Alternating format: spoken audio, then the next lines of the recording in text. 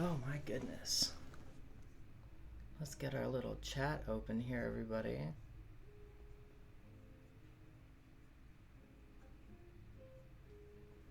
Alright, alright. It's looking half decent. Yeah, okay. Looking not too terribly bad. Get that mod view open. Alright, let's see here.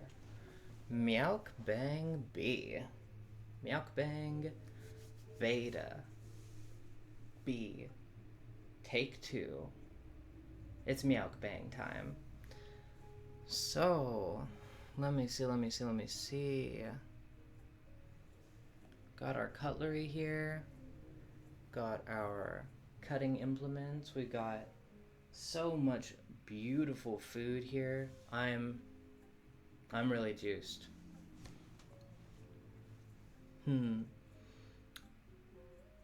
So let me make sure I've got my list correct. What all have we brought out here? Gosh. I see we have some butter chicken. So butter chicken is a really personally favorite dish of mine. It's a lot of work to make at home, and growing up as an East Indian kid, this is a real special little something. It's kind of a treat. If you go out to eat, it's everywhere. It's like just like chicken tikka masala. It's really popular. Brown basmati rice. So brown basmati is such an interesting one because basmati as a rice is usually reserved for like special occasions, which also coincides with having white rice opposed to like, I don't know, the healthier one. So it's kind of hard for me to even remember when I started seeing brown basmati in American grocery stores. It was a good ways down the road. So then I have this here, boar's head bratwurst, which is apparently a really good example of like what bratwurst can be, and it's not too crazy high budget. So if I like that, I'm super interested in trying some more artisan stuff. We got a burger here. So this is a burger. I know some people would call it a patty melt if it's on bread rather than a bun. So I tried to make sure I'm appeasing to those folks by using the heel. And it is actually a beef and bison. So it is a beef and bison burger with burrata on it. Burrata is a special type of cheese belonging to like the mozzarella family. Mozzarella being the Italian cheese. This one is filled with like cultured cream and maybe even shreds of the actual mozzarella. This is a store-bought version. If you're really curious about it, go to like a fun cheese place. It would be so worth the while. And let me see. So we've also got some bananas here. These are a special kind. These are burro bananas. Burro bananas are, as you can see here, super wide compared to like a Cavendish banana. This is some really typical for the grocery store, but a burro banana is extremely wide and rather flat. It almost looks like a low polygon version of a banana. Welcome in, viewers. All right. Going on in our list. This is a weird one. Something I only ever tried once. I don't even remember how much I liked it. This. I know it says milk in huge lettering at the corner, but this is Baumkuchen. Baumkuchen is a German cake that is named after and is also styled after the rings in a tree. So the tree grows in a sort of ring growth pattern, and that's what this cake was made kind of in honor of. Now, it's worthwhile to say that it's actually more popular at this point in Japan than I think in contemporary Germany. But don't quote me on that. All right, let me see. Well, if we're going like this, may as well touch on baklava. So I have a really long-standing love for baklava. It's probably one of those desserts that I got super into as a kid. And nowadays it's way more common than it ever was when I was a child, which I'm very thankful for. And we have all of these crazy artisanal styles of baklava, which you can get with little effort of your own by just going to a shop and picking out an assorted baklava box. It'll come in like a nice tin, or gosh, even like a collectible box sometimes if you're getting it at a certain budget price point. Really neat, really neat. Um, this is a funny one. Just in case I feel it needs to go on anything, I got some butter. I got the like YouTuber butter because I couldn't help but be curious. There's a little bit slapped onto our brioche burger right here. The rarest streamer. I am rare. I am rare in both senses. I'm strange, and I'm only here like once a week. YouTuber butter is crazy. I am setting the bar super low just so that I might be like have my mind blown. It's probably good butter. I think appreciation for making butter is like such a cool thing. It's a whole food. It's a very historied ingredient. Let's be a little bit more like France, right? And get crazy about our beurre. Um, so this is something that I like. It's very special. It's a very health foody kind of thing. It is beet greens. So I did a buttered greens type of deal with these, but beet greens are so cool. I'm of Asian descent technically, and we're very big on don't throw away that thing. It's edible. Why are so many people throwing it away? Let's look into this. Um, it's just because it's not like a super commonly cooked thing, but you can cook them up like any other green, and they have a unique flavor, and they have a very beautiful, unique color, like a crimson beet red, basically.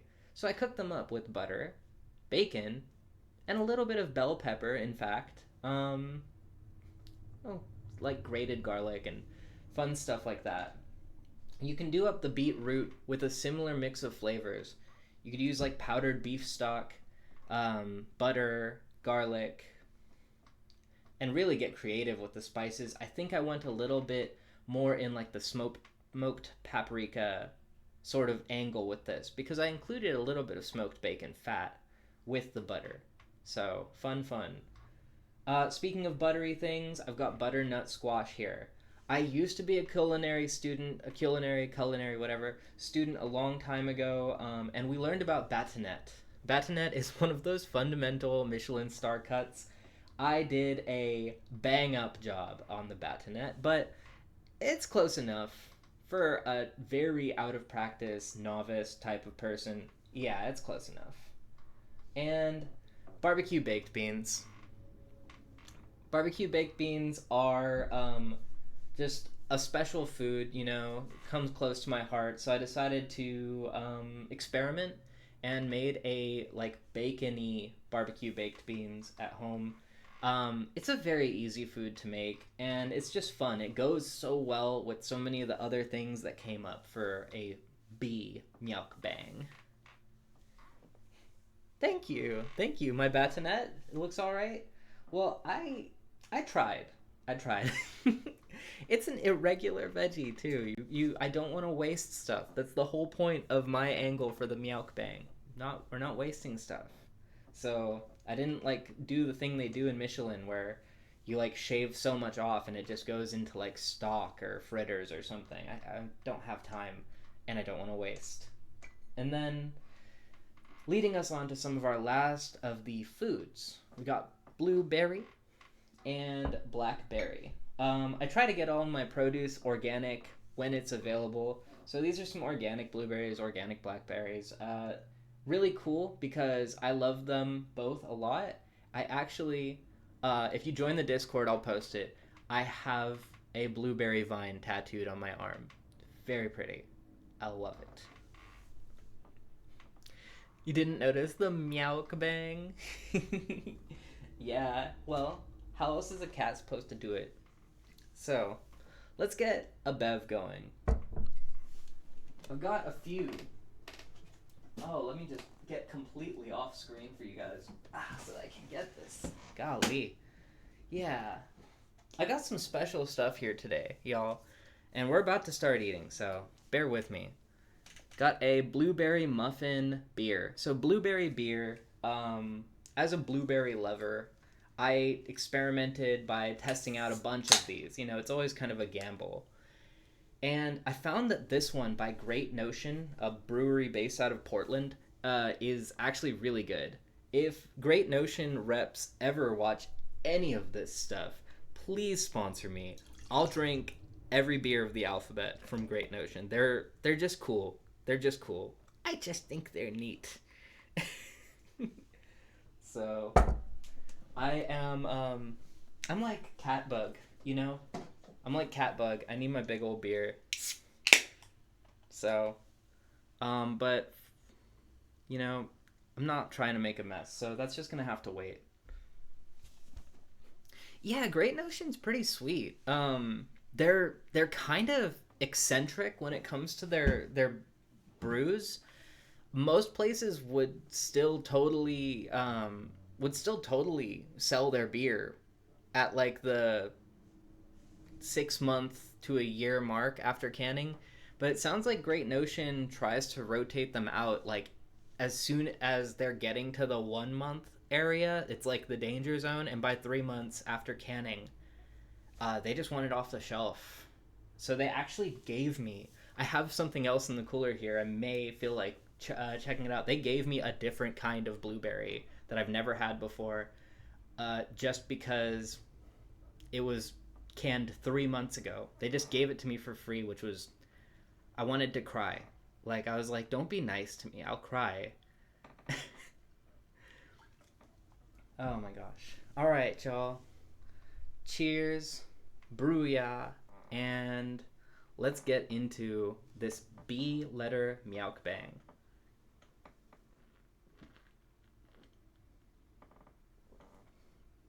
That is so frighteningly good. It is so weird to have this at my house.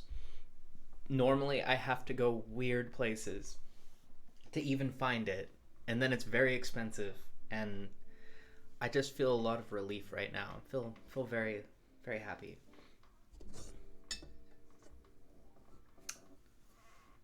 All right, may as well dig into the thing that's right in front of me. Butter chicken with brown basmati.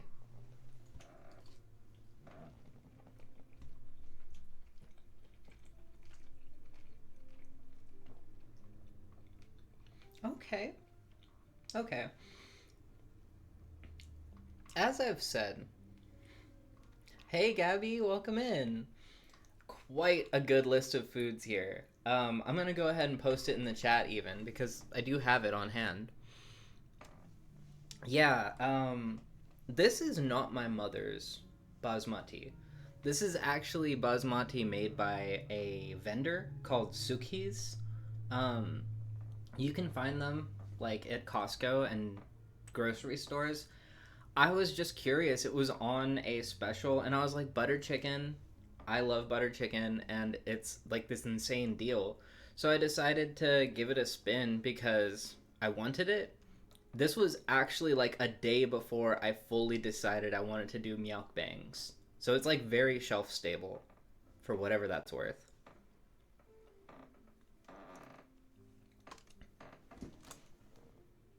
So sorry to like clear the chat with that. That is just a crude list. I will one day think about how to set this up so that it's actually like really nice, and really pretty, and like formatted. That's the word that grown-ups use. I'll set it up to be formatted one day. Y'all are sweet.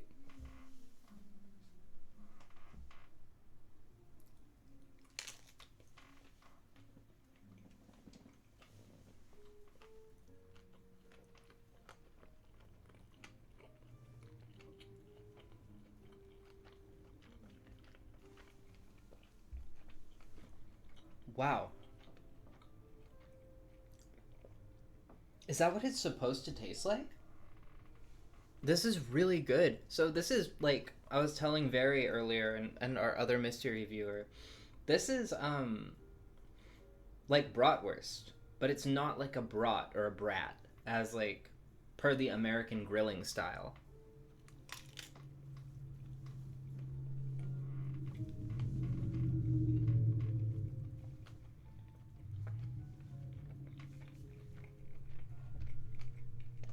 The flavor is actually like so nice and delicate, whereas a lot of different sausages are just like bap bap bap right in the face.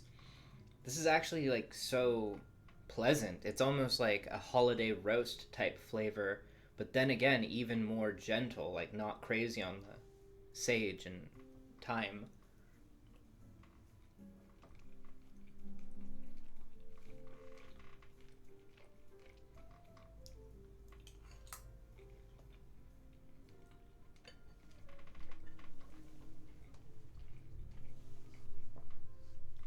Yeah, that's pretty awesome.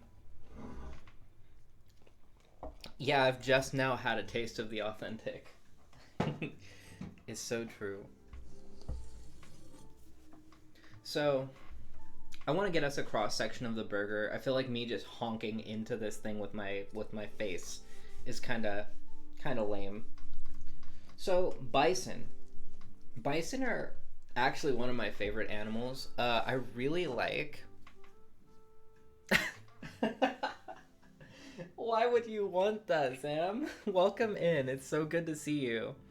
Um, Bison are one of my favorite animals, and I really like that encouraging good bison ranches, farms is actually a really cool way of helping them have a steady um, repreciation or restoration in their population numbers. So, uh, I that is probably true. I don't want to do that though. If that's fair, like if I'm being fair. Need more budget? That is true. That is true, Gabby. I am slowly increasing my collection of stream BS for IRL streaming stuff. It's been a throwback. I used to want to do like YouTube cooking videos like 10 years ago, and I never really chased it down.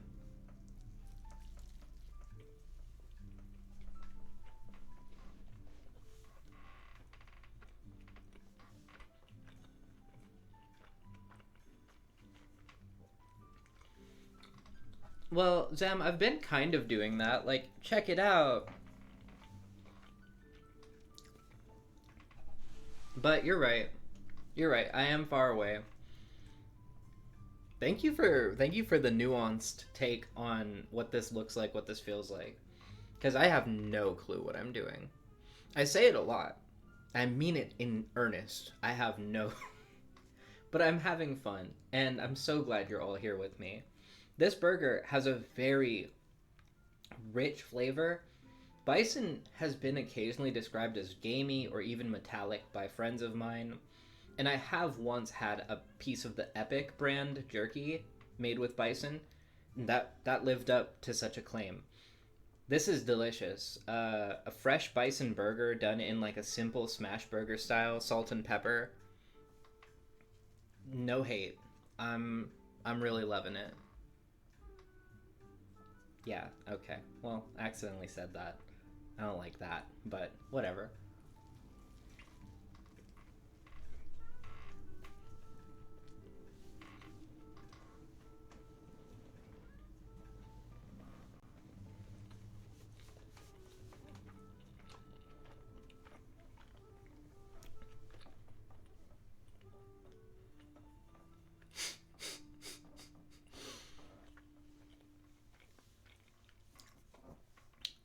Some of my favorite coworkers have a lot of the same unhinged energy as myself, and I just got messaged by one of them asking a very unhinged question that it's not that I can't repeat it here, but it's not part of the vibe.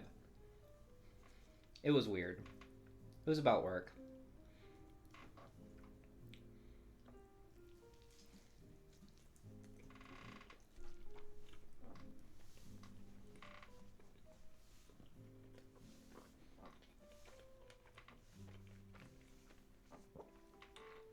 Welcome in, Wolfie.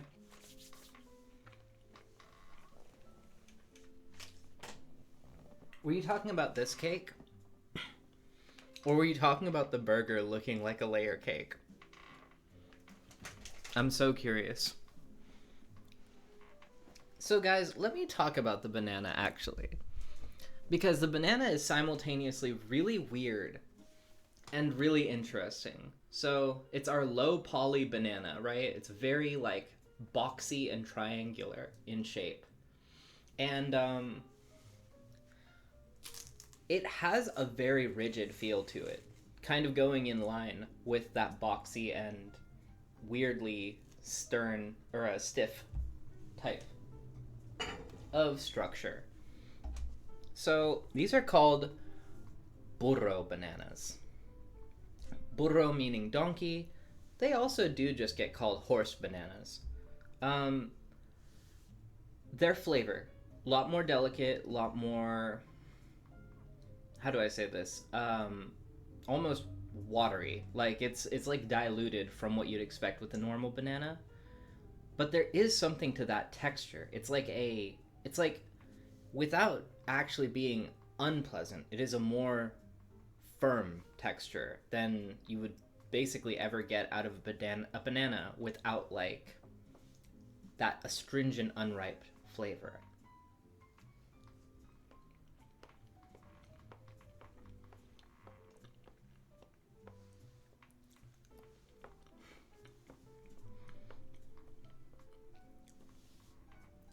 The banana, I'm scared. Maybe don't. I don't know. And it kind of does look like a sort of like a mineral, like some sort of weird mineral precipitation of a banana. I do agree with that.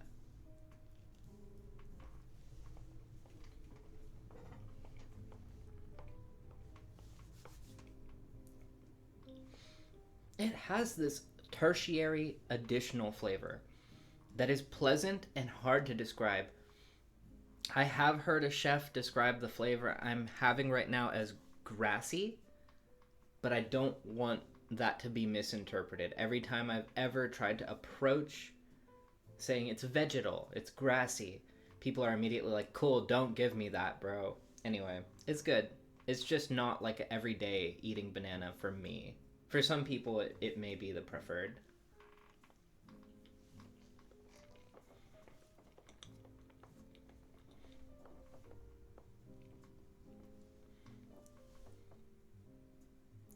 El burro. Yeah. My guess is that it's just to refer to its clunky, fatter nature in line with like horse pill. But I could be wrong. Let me just borrow this spoon. Actually, let me not be stingy. I have quite a few spoons and forks.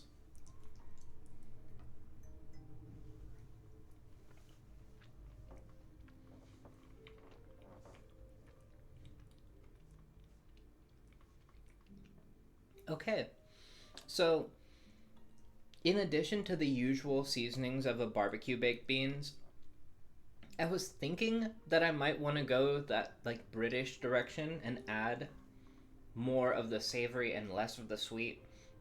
Last second, I screwed up and added sweet flavor complementing things, but I had also added Worcestershire. And it actually tastes really nice. This combination, like Worcestershire, gochugaru, like Korean red peppers, and bacon, lots of black pepper. It's really like decent the way this came out.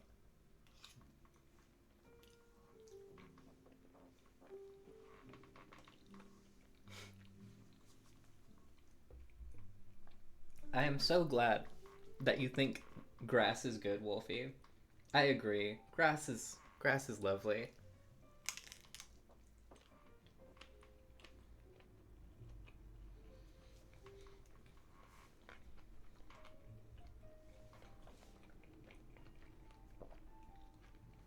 I can't get over it.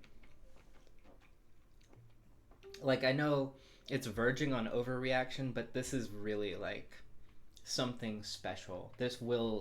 This will cross paths with me and my kitchen again.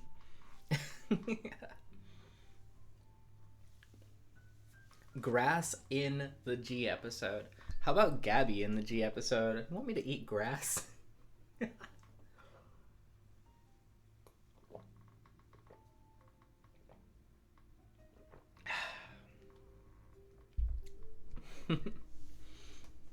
Matcha your tea.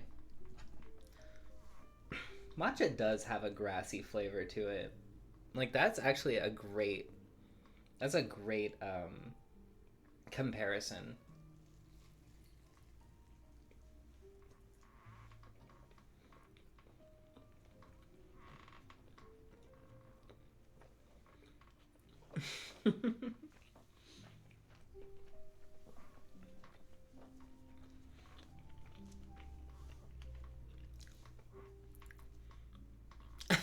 PF tastes the king's hot dog. I want to know what that's in reference to. Oh, that's me. And I snuck into the king's kitchen and tasted the king's hot dog. I get it. I get it now. Chew on the matcha powder is... Alright. So these are called cashew fingers. These cute, like, dowel-shaped baklava are called cashew fingers. Not my fingers. Cashew fingers.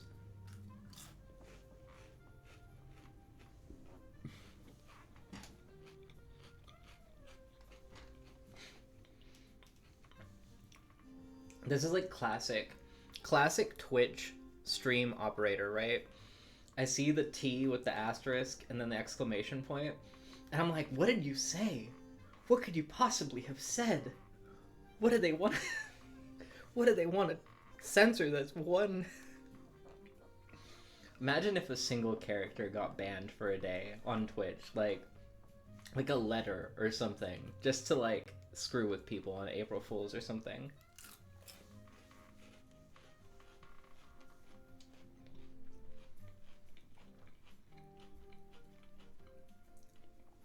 Beetroot?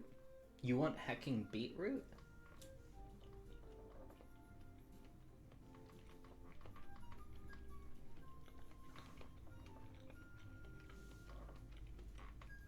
Wow, that flute player is going crazy.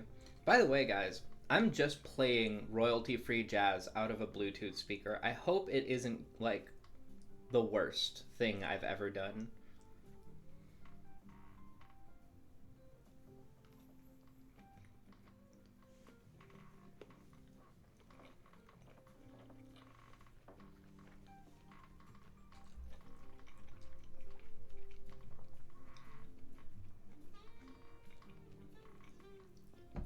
Golly.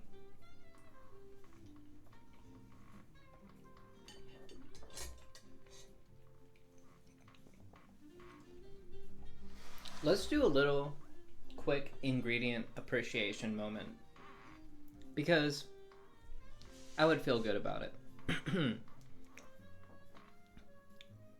It's like blending in with a vague empty static. Okay. I will one day delve into the world of adding the royalty-free music to the stream, like a proper person who does this stuff. For right now, I'm just a cat that likes to stream for fun. One munch cat. There you go. That's burrata for you. Burrata has a like wet, liquidy core to it.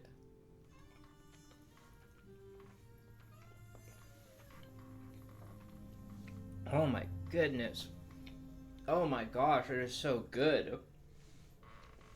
How I am such an actual freak about cheese and dairy stuff. Like there's already burrata in here and I'm like, my instinct is like add some of that to that.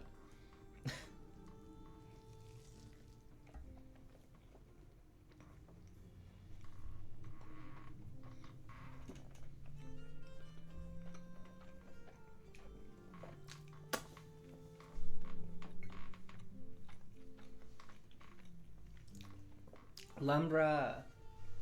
Welcome in, Lum. I'm so glad you're here. That's a good friend of mine right there. Known each other for a minute. Hope you're doing okay tonight. All right. Powdered donut with cheese is 1000% a thing in a few different cultures. I'm like guaranteeing it right now.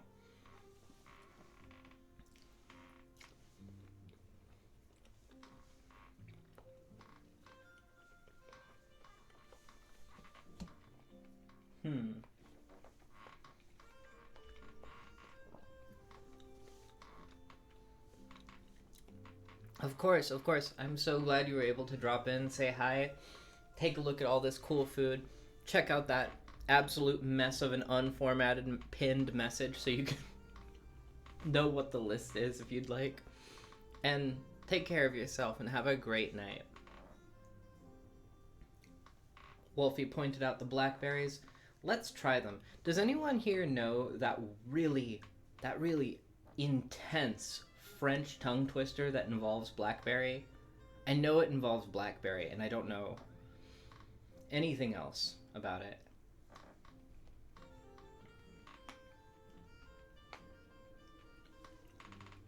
Wow. Is this the correct season for blackberries? Because I definitely had some earlier this year that kind of sucked.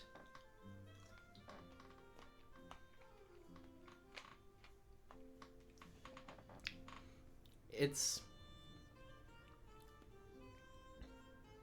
no worries. It's just this random thing that is supposedly a French tongue twister, because blackberry in French is like meur. Anyway, and it's like saying like something did something to a blackberry, and they all sound like meur, more or less.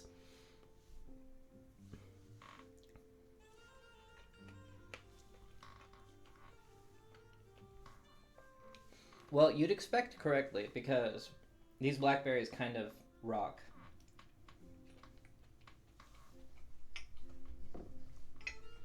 Blueberry time. Let's see. Gonna have a nice little handful of these guys. These are like organic Peruvian blueberries.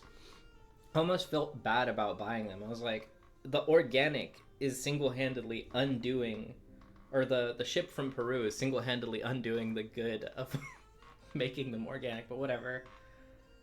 You know, yeah, whatever. Let's try these Peruvian blueberries, yeah.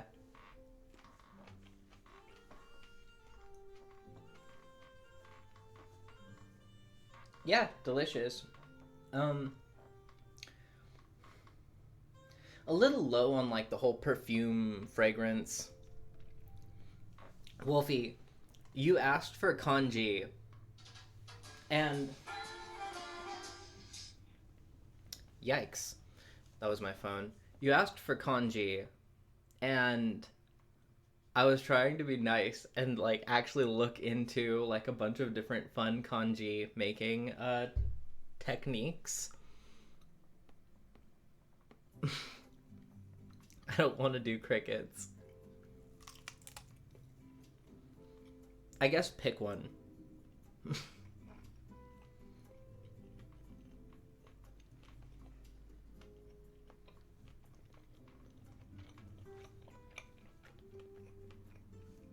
Imagine it's like 13 people in chat, and I'm going down the list like I do, and then I get like toward the end, and it's just like, oh yeah, and crickets, and then it's like 2 people stick around.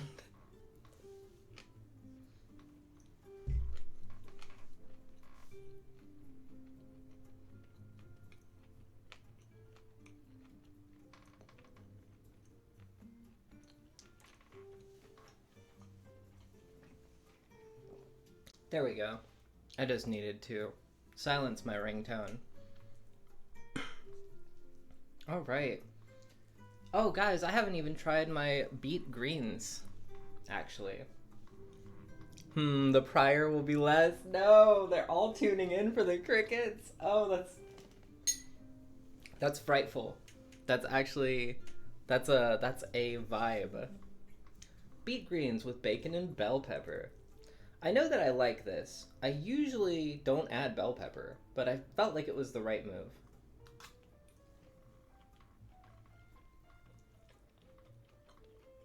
Oh. Wow.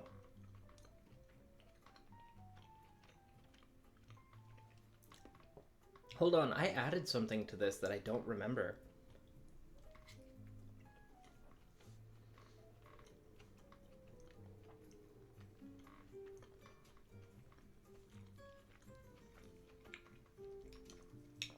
I ain't gonna remember it.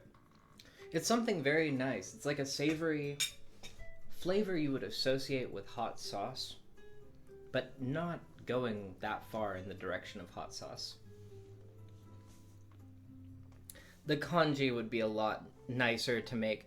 There's a lot of different styles too.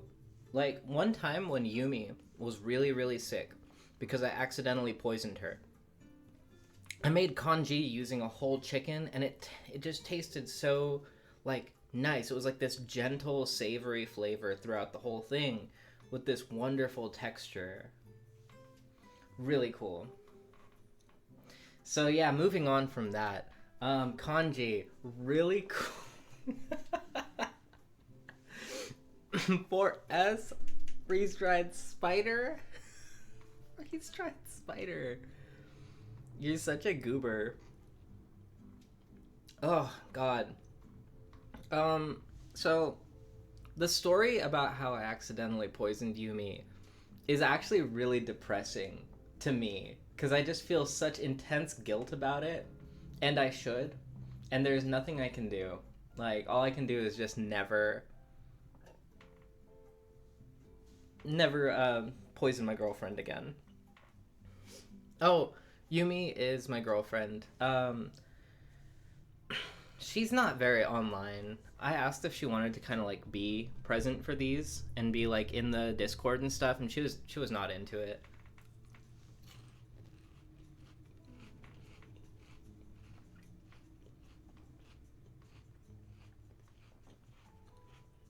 Mm.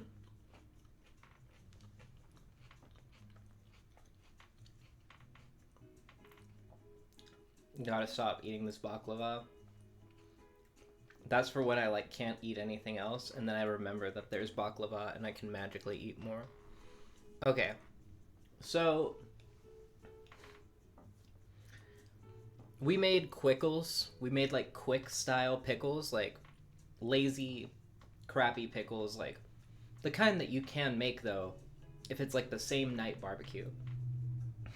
You get like a seasoned vinegar solution with a good amount of salt. You get it kind of hot.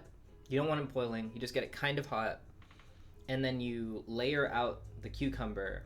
And you pour the kind of hot quickle stuff over them. And ideally you submerge them so they stay in there. And the heat helps the vinegar denature the cucumber a bit faster.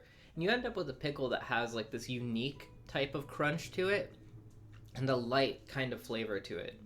Some people would probably call them like fresh pickles or like fake, like false pickles. I don't know. The thing is, get rid of them after like the second day. You make them, you eat some, put it back in the fridge. The next day, like, oh yeah, I'm making sandwich. I'm gonna just kill this jar of pickles.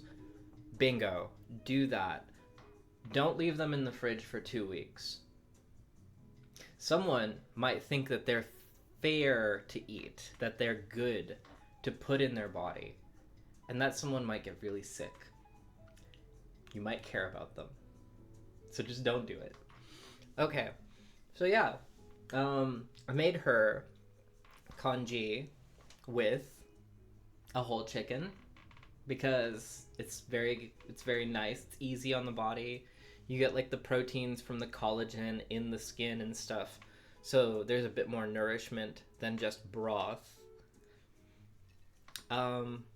And she felt all better within like a few days.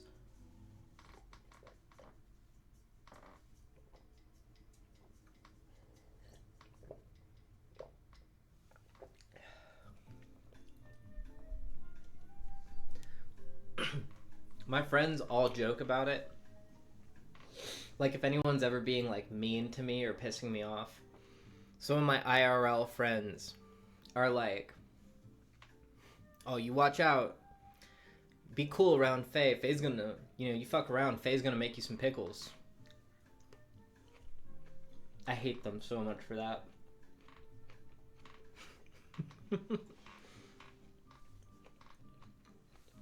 Thank you. I try to be a girlfriend nurser. Girlfriend is such a fleeting resource in this world. It's better to keep the one that you have than have to go shopping for another one.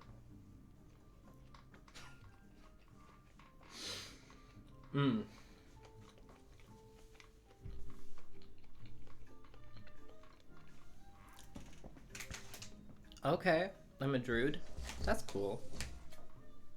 I was supposed to bring a pair of kitchen scissors. I hope this doesn't crinkle, like, so bad.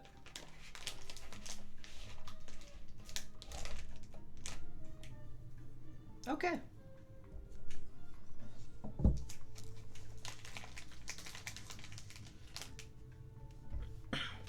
Baumkuchen. Baumkuchen. Let's get a good shot of these cute rings. Oh my lord. Okay.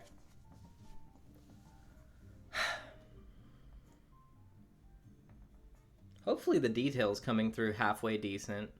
I'd love for you guys to be able to actually see the rings, but I think it's like trying to focus on most of the stuff.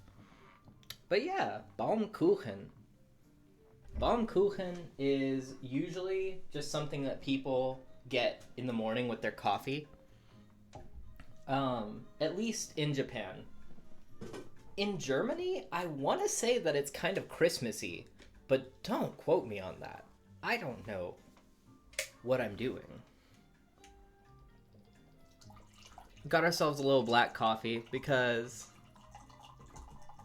Yeah, so Gabby, I was kind of telling chat earlier, and I glossed over it. I really glossed over it. Wolfie, it's not a flavor pack. Don't do that. We got to keep these away from the goblin. Okay. From what I understand,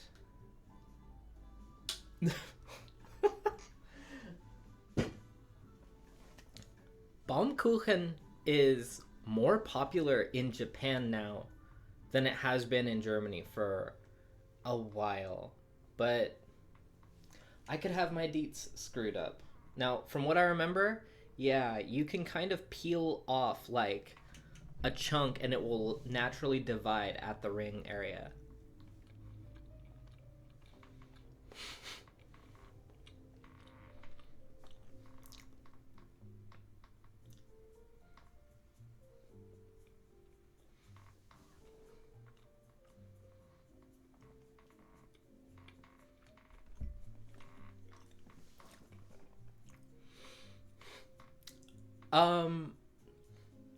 It's really nice. It's very, like, it's got that very, like, very dialed in vanilla flavor. Does that make sense? There are things where it's like the vanilla flavor is so bad that it's like car air freshener. But then there's other things where they like let a lot of stuff overshadow it or they don't use enough. This just has like a milky vanilla flavor. I can dig it. I actually can so dig it. It's a little early for me to be having coffee. I wanted to actually do this at the end of the stream, but I just don't think so. Mindfulness is in the ground, folks.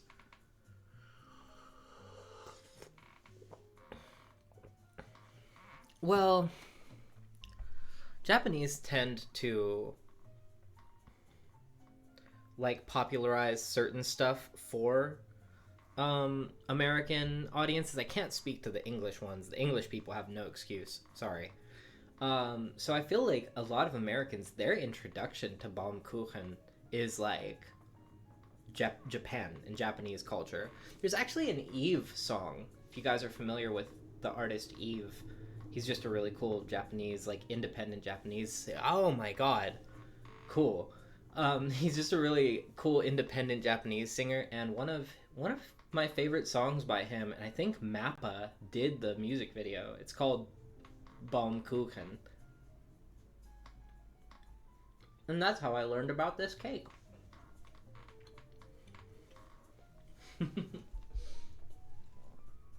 Cheers. Always glad to see another Eve fan.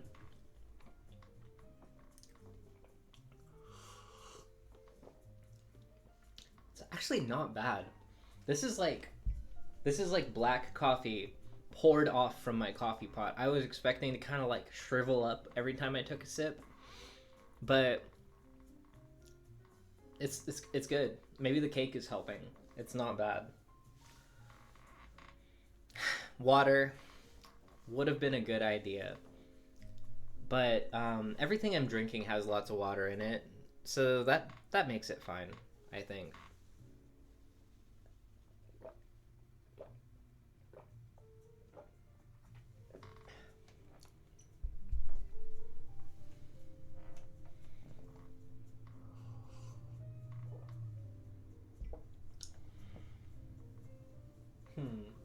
You know, I parsed it that there was actually more coffee in that little coffee miniature carafe thingy-majig that I filled. So let's have some more coffee.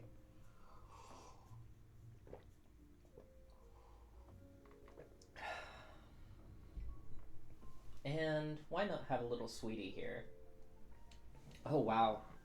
So a big bragging point for the people who make this is that it's made with real honey. And obviously it's very pistachio heavy.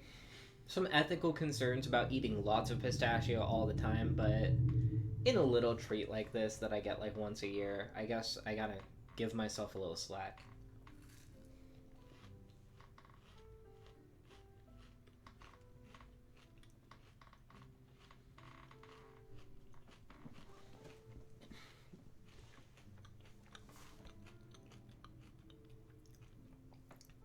Silly beets. Oh, the beetroot? The beet, okay. Yeah. Is it like a Dwight from The Office thing, Wolfie?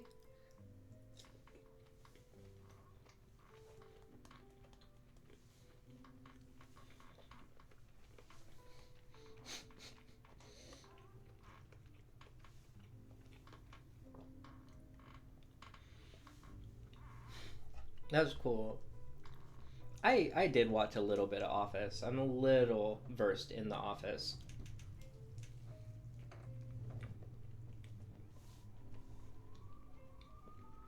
Like that much.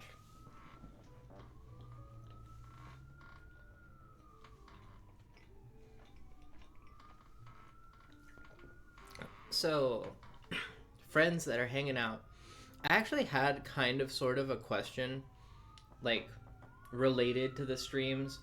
And if you're watching this now, that's cool. If you'll see the VOD and you respond to it there, that's cool.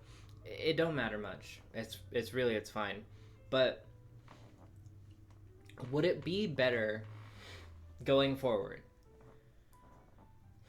to focus more on, and it's okay if the answer is neither.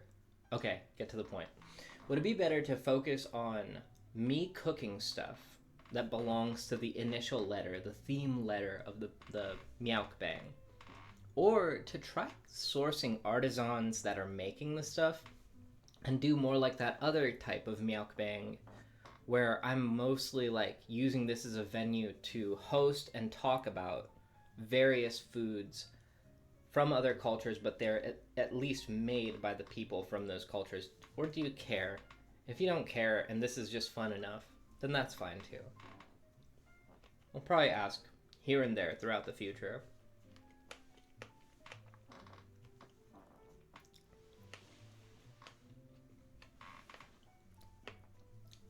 Very fair. Because, like, imagine, like, I get to X, and, like, half of the good things are... I mean, I'm throwing this out there as an example. I don't actually know. But, like, assuming half the good things are, like, authentic, like, Mexican or South American cuisine, and then the other half are, like, authentic Chinese cuisine. I could try cooking it, and I can just research and learn it a bunch and try to do like the best take on the recipe and everything. I could also try to find the people who are making this stuff. I'm very confident in my cooking abilities.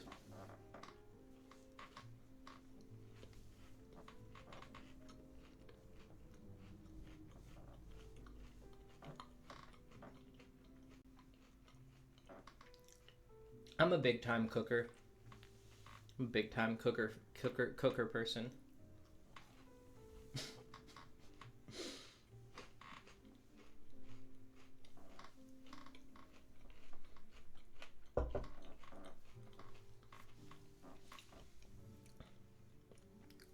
Okay. I like that too. Because I was gonna. This is insane. Right now, I'm looking at all this. That it's an insane prospect. But I was gonna include a birria burrito, which I have no business making. Like, I'm not gonna make that. So there's a truck very close to the house that makes a really solid birria, and they make it into burritos. So I was gonna go and get one. Then I just looked at this food at the like last second. I was like, shit. Like, I wanted to have like a local merchant feature. Like, oh, check this guy out. This burrito is bomb. Then I looked at the food and I'm like, you're stupid, Faye. You're stupid. Anyway, yep. And here we are now.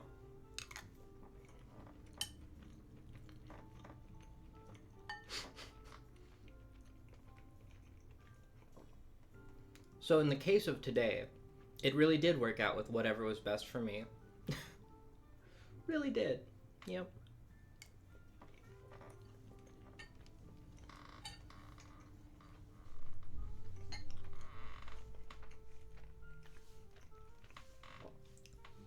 Could you guys believe that I actually have some more stuff to show you?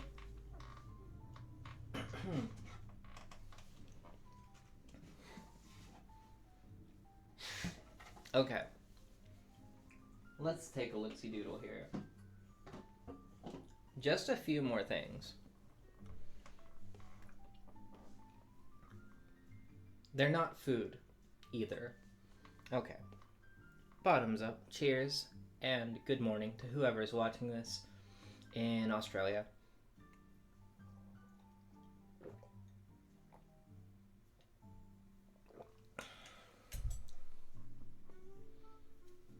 Off to the side, we have a whole fridge of things.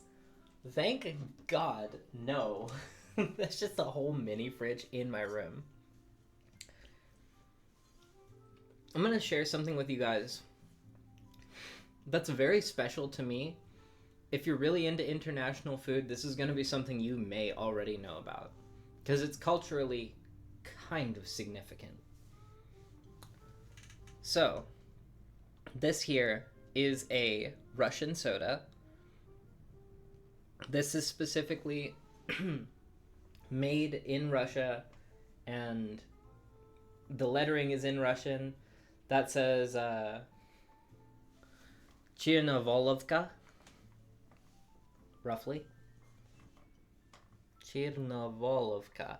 Yeah, and this is the flavor. This is the drink, and the flavor is kind of a catch-all because everyone kind of does their own version of this, but this is the Baikal flavor.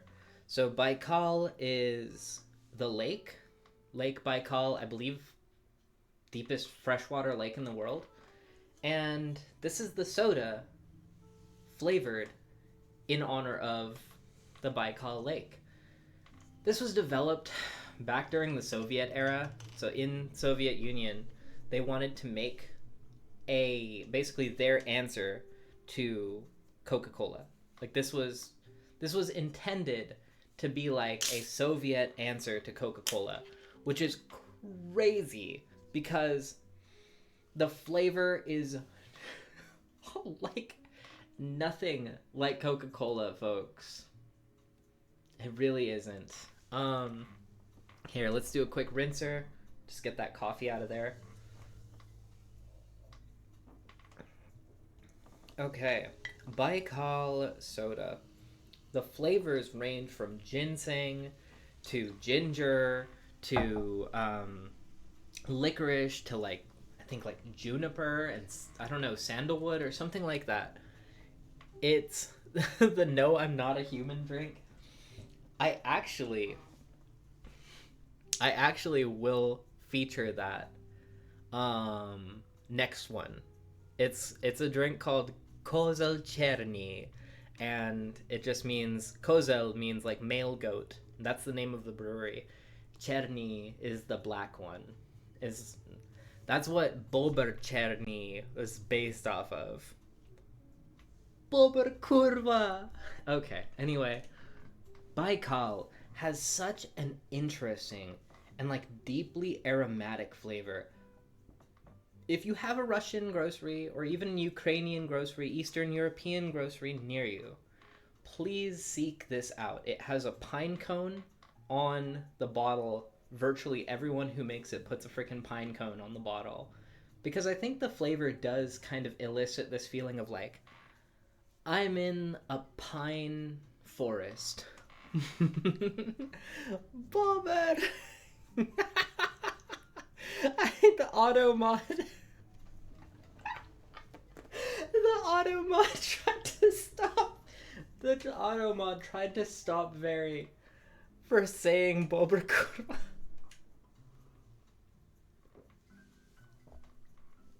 As it should. As it should. The drink does make me feel like a fairy. This and another flavor that exists, Tarhun. Tarhun is the tarragon flavor. If you don't like tarragon, don't even bother. If you don't know about tarragon, maybe try it once, just to see. And if you love tarragon, please try the Tarhun soda. Alright.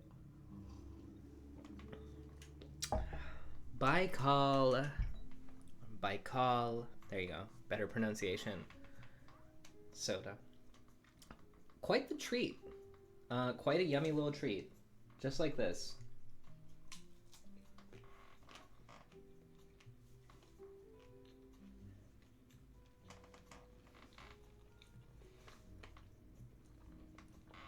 This really is like Prince Fate broke into the king's kitchen.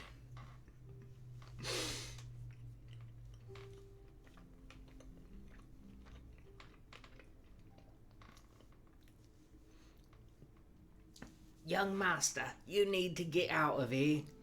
I'm preparing the king's hot dog. And I'm just like, I understand, steward. I'm only coming through to purvey the finest of the fresh meads. Those that do not leave one so intoxicated. I understand, young master.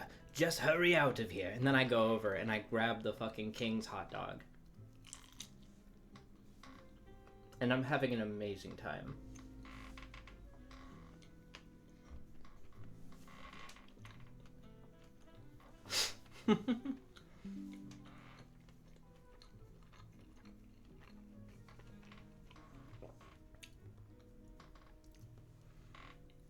Oh my gosh.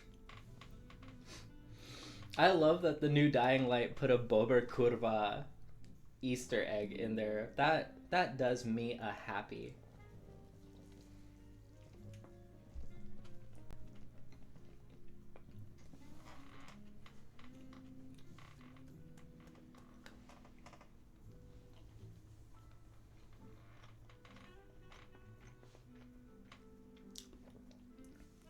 Okay. Oh my god, no. Burger. Burger, you can make it. It's a triple burger, guys. I should be realistic. If it's time for it to crumble apart, I need to let it go. The accident was 12 years ago.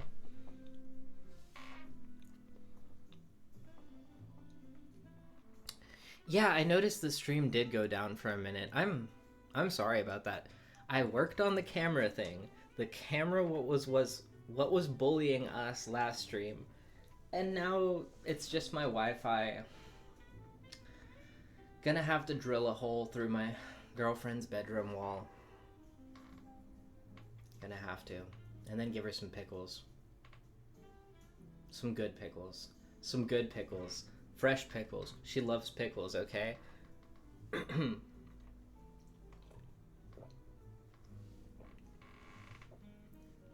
Not the poison ones.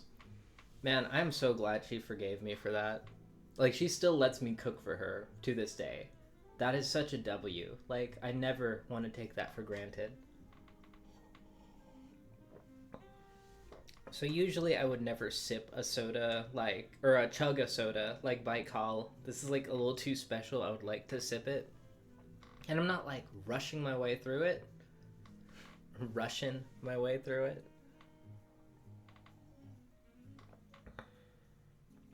But I am trying to get us to our last introduction. Excuse me. Our last, for sure, introduction. I have that third thing in the cooler from the story about the brewery earlier. I feel like I'm good. So, the last thing I want to show you guys that I haven't introduced yet is something that some of you may be familiar with in concept, but the unique flavor... Oh my god, excuse me. The unique flavor is likely to be something you haven't seen on too many shelves. Feel free to tell me I'm wrong. Let's check it out.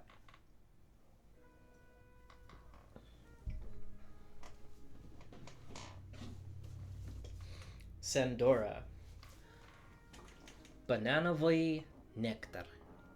Bananowy nectar.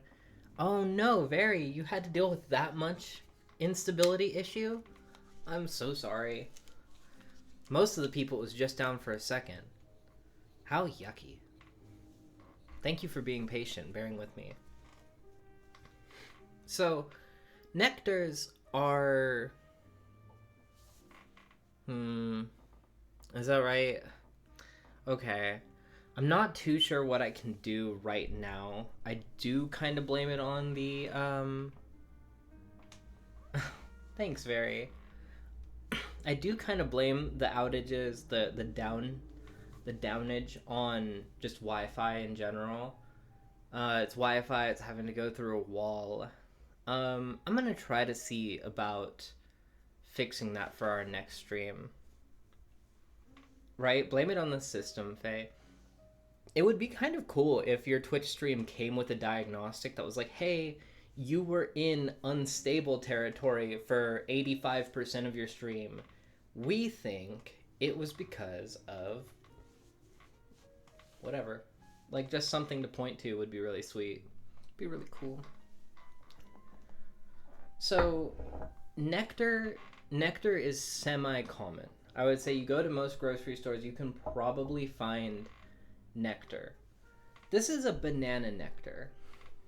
I would say banana is a fairly uncommon one. You can find strawberry banana sometimes if you're lucky, but this is just straight up banana nectar. And yeah, I wanted to make sure, looking at the ingredients, it's just bananas, and the rest of the ingredients are standard nectar. I'm just gonna pour a little bit out so there's room for this to shake properly.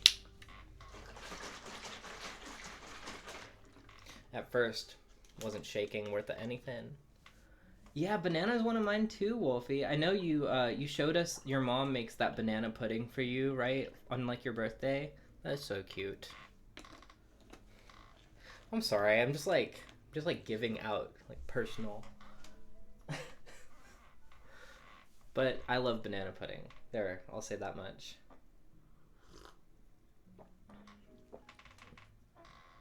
Wow.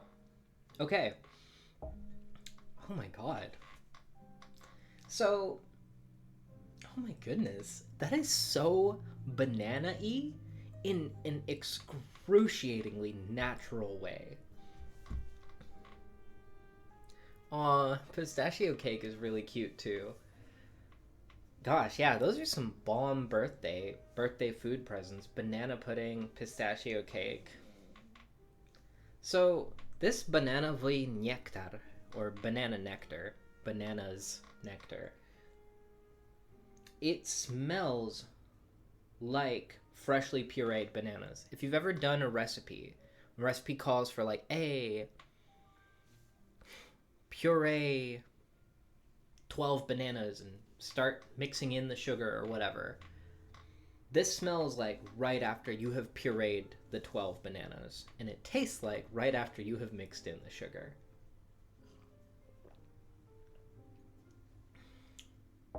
I dare say,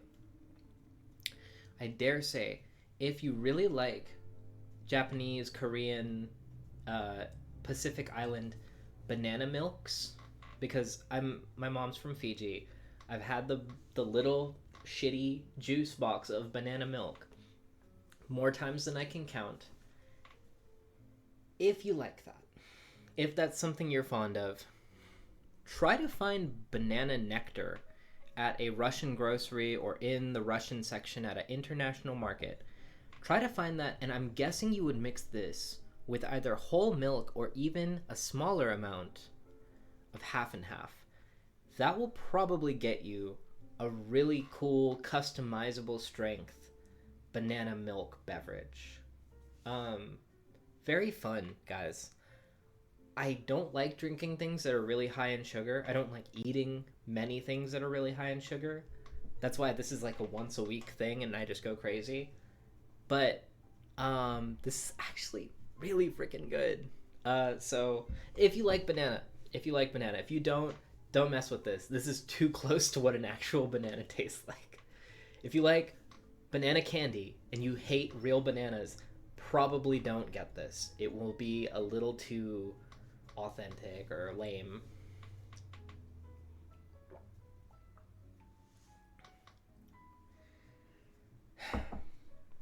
That's cool though. I'm glad that they're still making that. I had this once as like a 12-year-old child, and I did have very fond memories of it, but I didn't trust my brain from back then, because back then I would eat the whole Costco box of Reese's cookies, back when Reese's made their own cookies, and I'd do crap like that. So any type of food take I had specifically isolated to when I was like 12 or younger, we don't stay trusting those. Icky! Adrian, so good to see you here. Welcome to my Meowkbang. Most of the stuff we've been eating this whole time is still here. In fact, everything. There was plenty to nibble on. The only thing you might have missed was I busted out Baikal, which is a traditional Russian soft drink made to imitate Coca-Cola back during the Soviet era. It's like when people try to hit the bullseye on a dartboard and they just fling it off and then they perfectly hit a corner target that had nothing to do with the main board. That's what Baikal is like.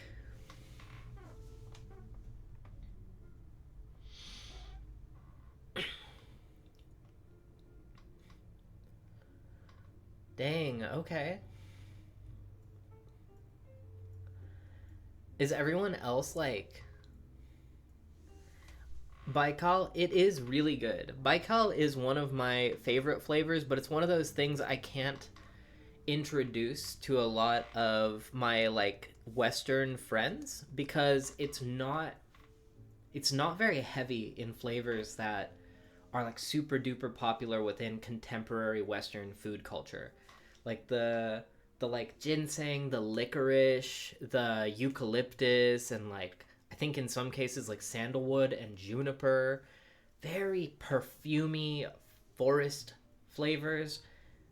Wonderful. Please try it if you think that you'd be interested, but don't expect everyone that you know to love it. That's probably the best way to put it.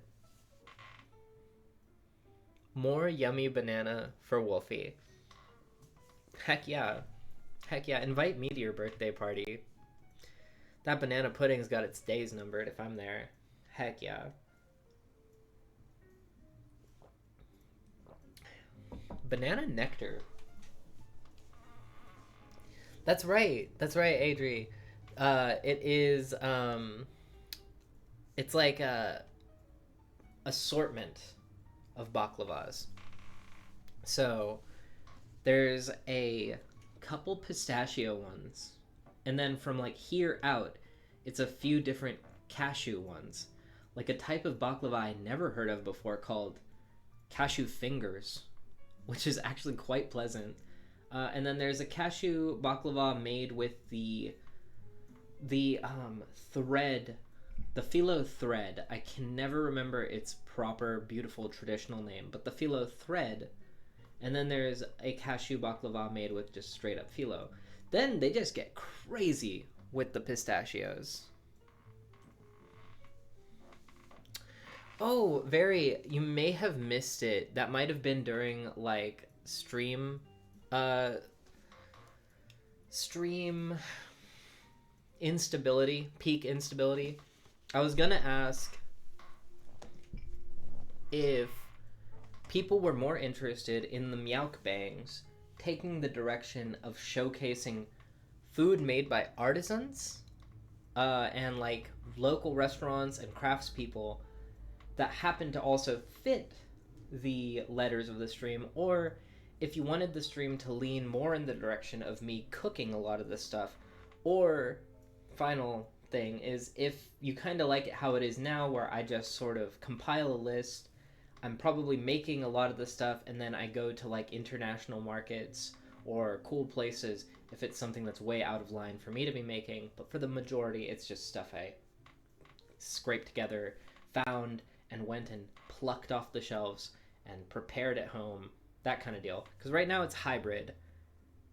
I'm like very comfortable to bring stuff from outside of the house, but then it could be to where I'm only preparing everything, or it could be to where I'm showcasing more like authentic preparations of the same food, because that's what some people want to see.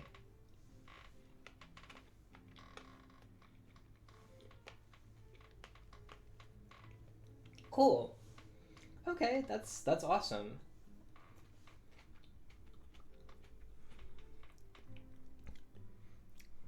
A hybrid is a blend of everything, which feels like there's more to miss, which is great FOMO. Yeah, so we can go back through the alphabet again. Duh.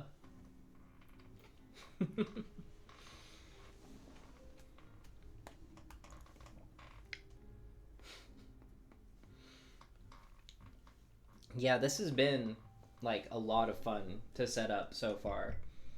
Each time I start thinking like, am I gonna sort of kind of overwhelm myself? And then very quickly, I don't feel very overwhelmed anymore. Like, think about it, think about it, get kind of overwhelmed. Don't think about it for like an hour, and then I'm kind of juiced for it again. So, thank goodness, in a way. Sorry, I was just trying to see if it was in Russian on both sides, and it is. Yeah. So far, everything's really good. The reason I'm not going to try this right now is because that's still plenty for me. But I want to show it to you guys. Normally I don't spoil anything if it may be in a future Meowkbang, but I deserve a chance to see this. You're here after all. Yeah, this is a double blueberry cheesecake tart ale. So, blueberry beer is also a tart ale.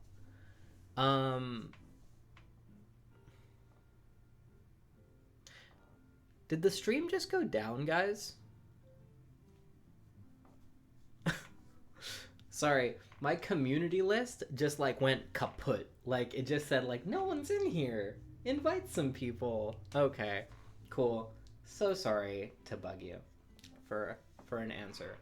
But yeah, double blueberry cheesecake sounds pretty sweet. And I'm thinking that we'll probably just save it for like D, because holy crap. And also starts with a D, not a B. So yeah.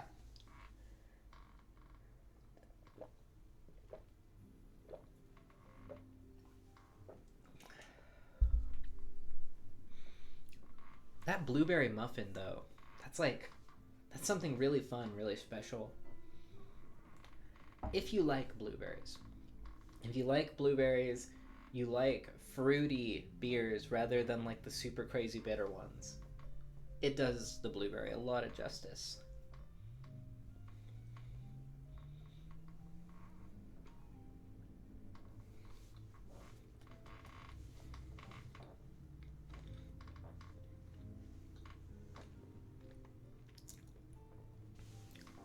I'm still dying every time I look over and see the auto mod. It's like the only thing auto mod has even tried to do for me in a long time.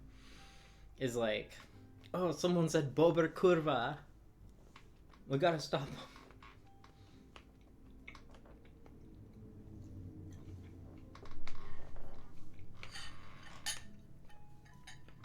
So it's so funny you mentioned Booberry, Wolfie.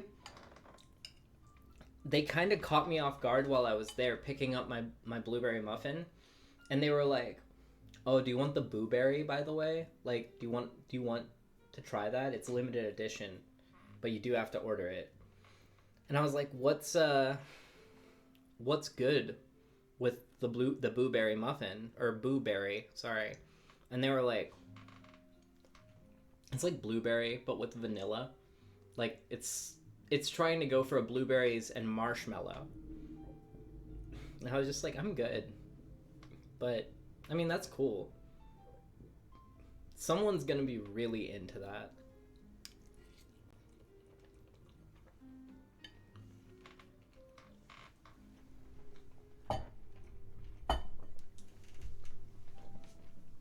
For me, when things like have a marshmallow flavor, and this might be like a totally wrong take, but to me it's just a vanilla, like it's an excuse to put just plain old vanilla in something. If it's like toasted marshmallow, we do have to kind of venture out and do different stuff. But yeah. So once the Z food is done, it will be like March or April of next year. I don't really know. Hypothetically, it would go back to A because there's so much A initial stuff that there's no way we covered all of it. And in the case of most letters, that's true. But I'm hesitant to say that that's for sure how it's actually going to play out, because that's a long ways from now, and I would just be juiced to even make it all the way to Z.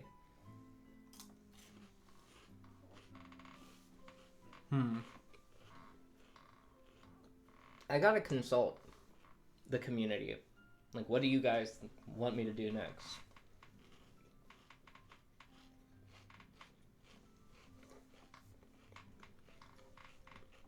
But I can't do that until we're at, like, U or something.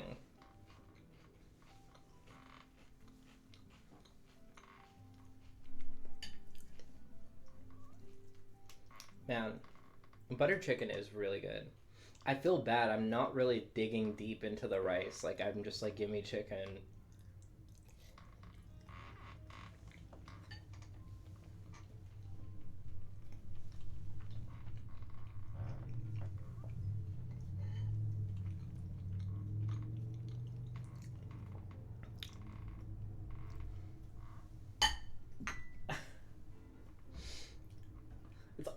There's already burrata on the burger. There's already burrata on the burger. We're just like amping it up because yeah.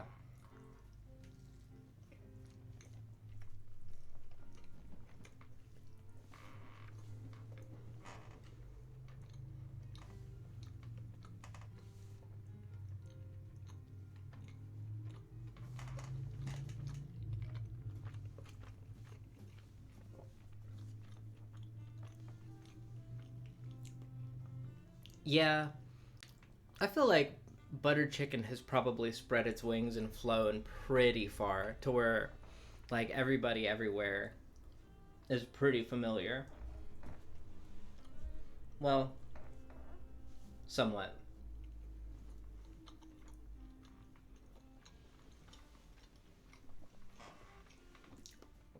Wolfie, are you talking about the calorie mates, or are you talking about something entirely different?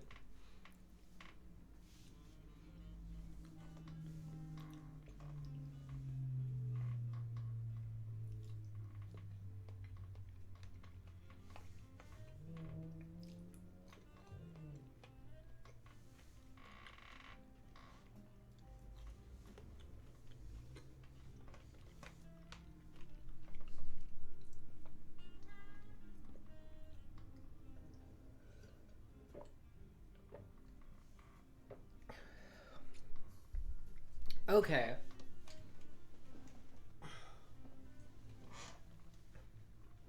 Kenshi is indeed not Metal Gear Solid. I should have guessed. Probably could have guessed, but I didn't.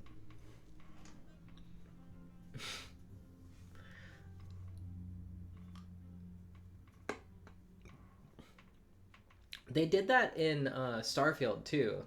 The food that was just cubes, like they cubified like a dozen or more different foods.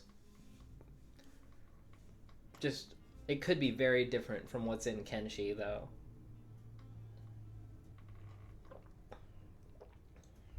Dang.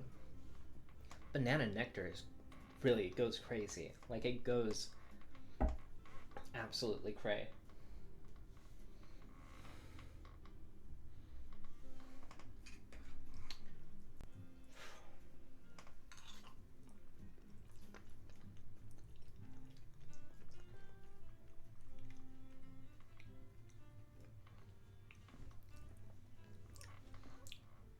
When you guys think of baked beans, this will tell a lot about like where you're from in the world probably.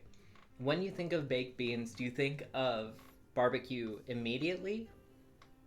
Or do you kind of think of something a bit more generic?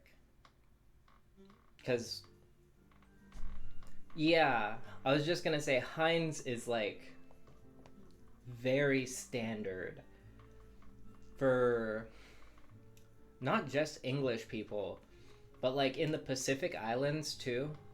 Heinz or things in that style are like immediately thought of as the baked beans, or just the beans, period.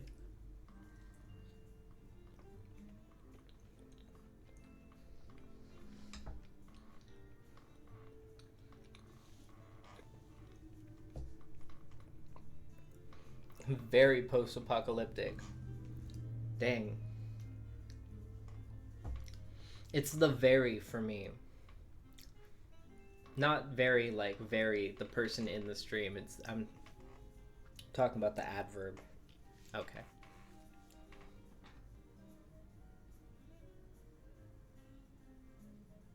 Interesting. Arabic baked beans.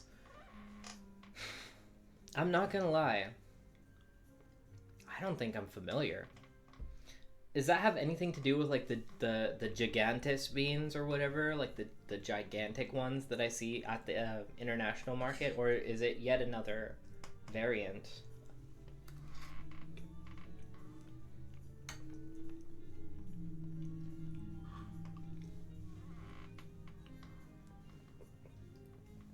There's this type of like baked or ready-made bean.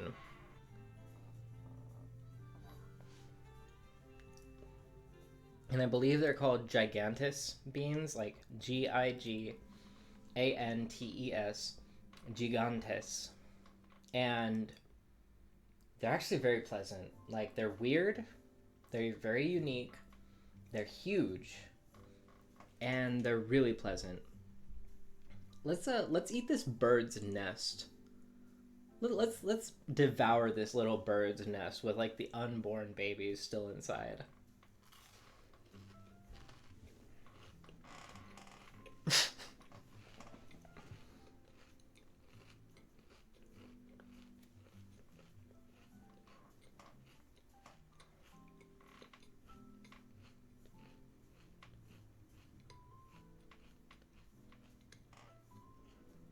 Mm-hmm.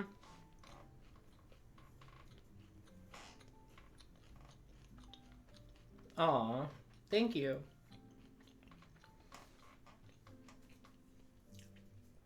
I just be going out there, eating all the food.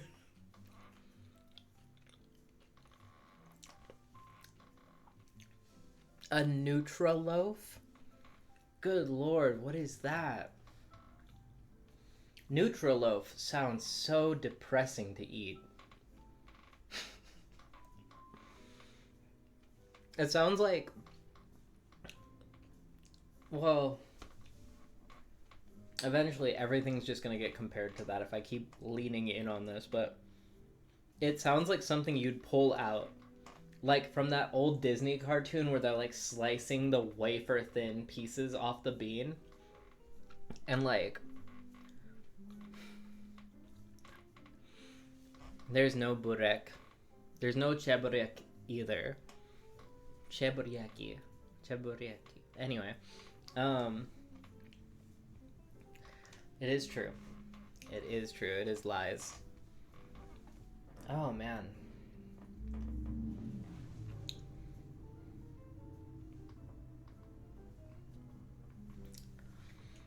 I just woke up. Is this what we're doing? We doing this? Understood.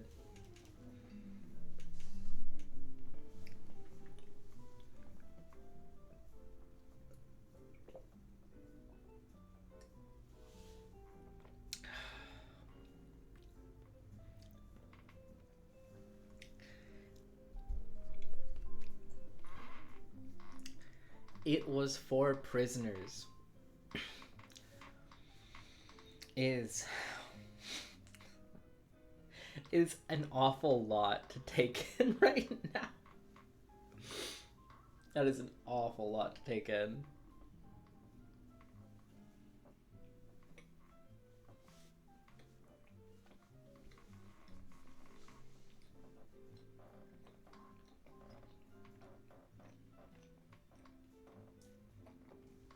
Blackberries are like such a little thirst quencher, man.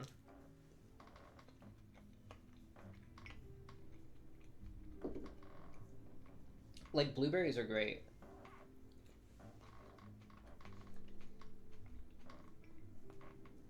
But blackberries are just like, I don't know, it really like washes over your palate.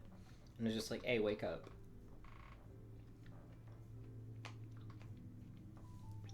Especially these at like this perfect level of ripeness.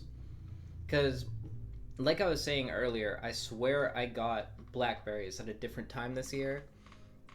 And they were so tart and astringent and not very sweet.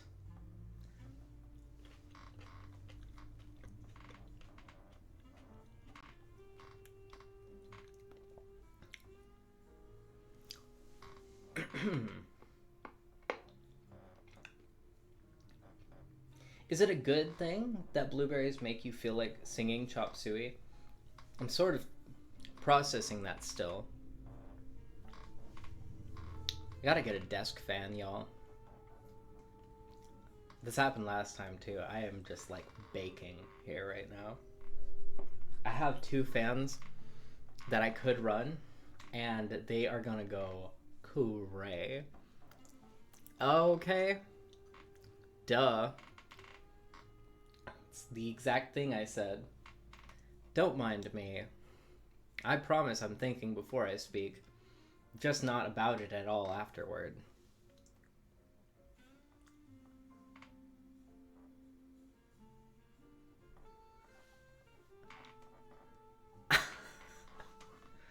Yeah. Yeah, I get that a lot.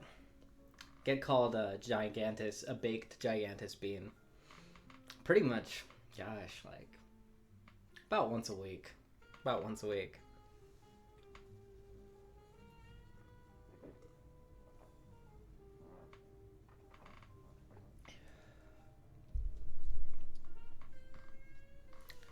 That's so cool. We actually had a mulberry tree like right out in our front yard. And then I guess as as fate would have it, we moved in here, and within like a year or two, they were just like, yeah, it's gonna cause problems. It's gonna crack the driveway. And we're just like, oh, yeah, it's been there like 17 years. It's gotta go. Aw. So they definitely killed my guy. Chipped him up, and sprinkled him all over the lawn. It was kind of lame, to be honest. Yeah, at times, depending on how big of a shit-eating grin is on my face, that is what I would have meant. Just as fate would have it, then I definitely meant that.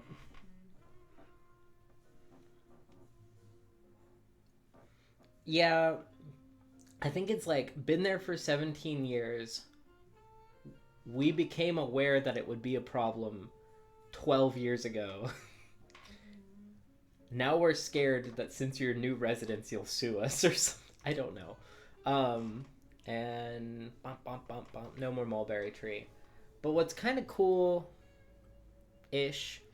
is my immediate next door neighbors that share a fence line with us have a enormous mulberry tree in their backyard. And it hangs over into our patio and drops hundreds of mulberries every year. So you just got to be ready. Adrian, thank you so much for coming to drop in for my Meowkbang. I'm really glad that you were able to make it. Thanks so much for staying and chatting for this fun dinner time delight. Catch you around.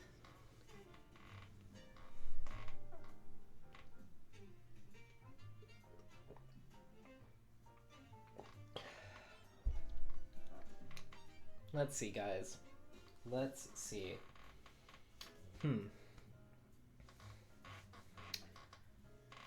Should probably put this away pretty soon, because it will kill me if I try to eat all of that. Same with these guys. I think I'll finish this one, though. Only human, after all. I do gear myself up mentally to, like, be sure I have a big appetite. But I think cooking, it's something about cooking that directly, like, gnaws away at one's own appetite. I've heard a few food professionals actually say this before, too. Like, you can always eat more. This is not a fact. Just a take. You can always eat more when the food has been prepared for you by other hands, by people that you're not at all involved with. Excuse me. Because cooking does something to your appetite. What exactly? I can't tell you terribly for sure. But it does something to it akin to blunting it. Not like on the level that like exercise does. Just a little shave off of the edge. Anywho,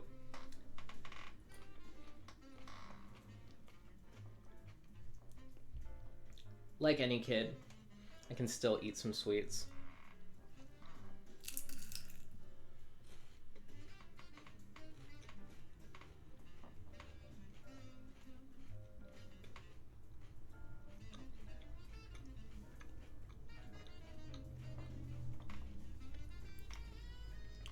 Yeah, that's actually funny. My mom used to be like that too.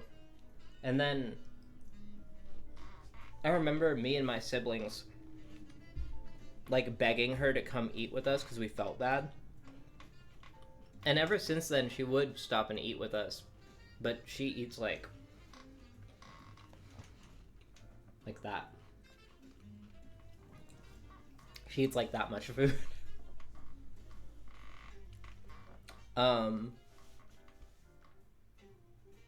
It's just a thing. I almost feel like that is like the real reason why like gains start in the kitchen, that whole deal. Because in developed nations, I would say the vast majority of people are trying to gain via losing weight. And yeah, if you're counting macros and you're weighing food and portion controlling and stuff like that, of course you're gonna effectively diet. But it's also like, you cooked and then you try to eat right away, it's a no-go. You're gonna eat like half that food. And then you're gonna tell yourself that you really ought to eat it later, so at least you have a considerable amount of this low calorie food that you probably just made. It's crazy. It is no surprise to me that all of this baklava is a home run. Like, if you really don't like nuts, I could see baklava being like a bummer, but the crispy phyllo, the honey, which I guess is also like, some people I know don't like honey, but yeah, this is a tough one to dislike, fam.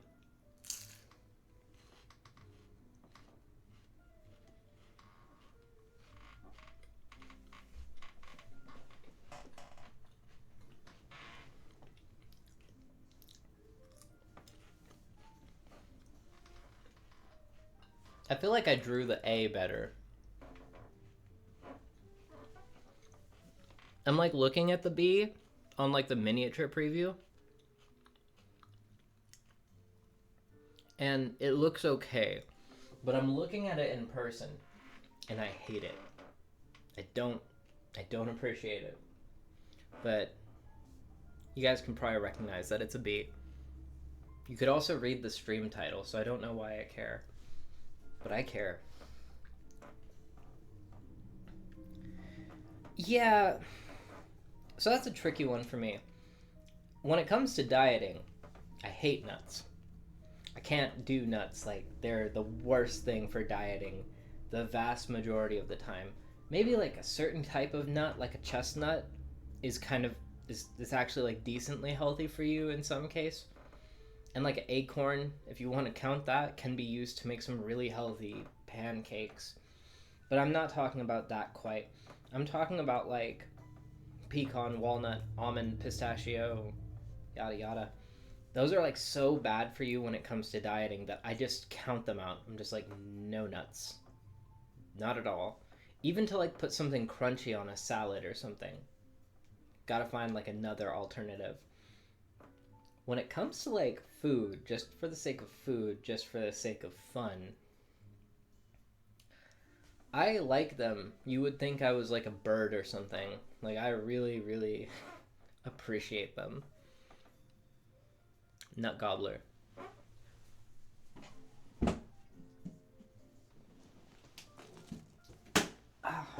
Let's see here. Oh, guys. It is a mukbang. A Meowkbang. Pardon. And the focus is food. But if you guys ever have any questions about cooking, you're pursuing any cooking advice, or want to talk about anything really, it is a just chatting chat type of situation. So never feel shy. Just wanted to throw that out there. I feel as though it's obvious, but I wanted to throw it out there just to make sure the offer was truly fairly on the table.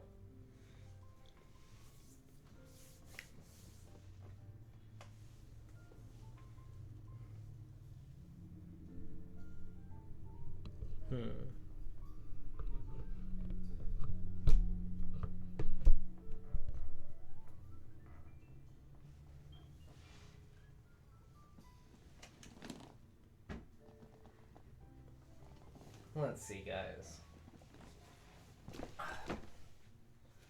I'm just checking on something.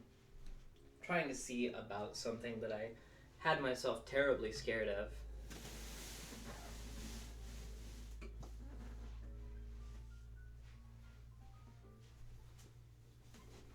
All throughout the early portion of the stream, we're breaking down the set, you know? Real taboo moment here.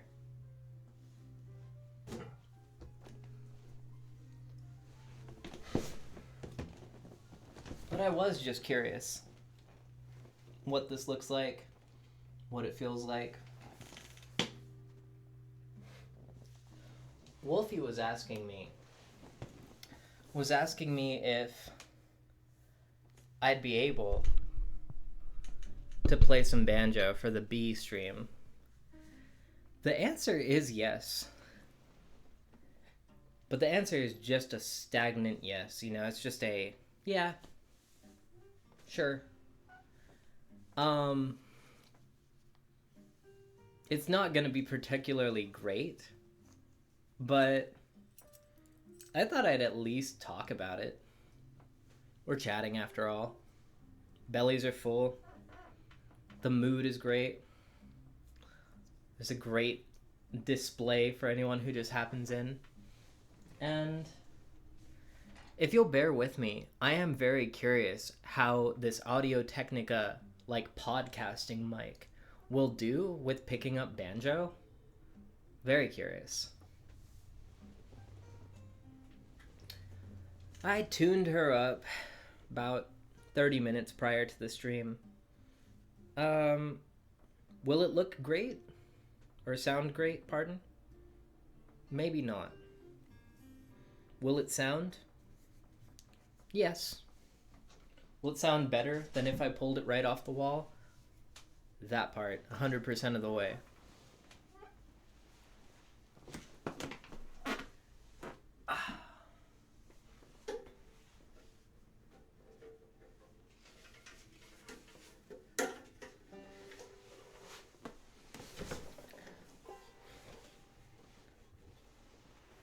Thank you. Right when BNA came out, I watched all of it with my girlfriend. We really enjoyed it. This is apparently a controversial opinion, but for a while, I would say definitively, Trigger is my favorite anime studio. And right around the time that I said that, shortly afterward, I stopped kind of watching anime majorly. Wouldn't say in entirety. I would just say I stopped watching anime kind of majorly. So maybe they're still my favorite? Maybe not. I kind of don't know.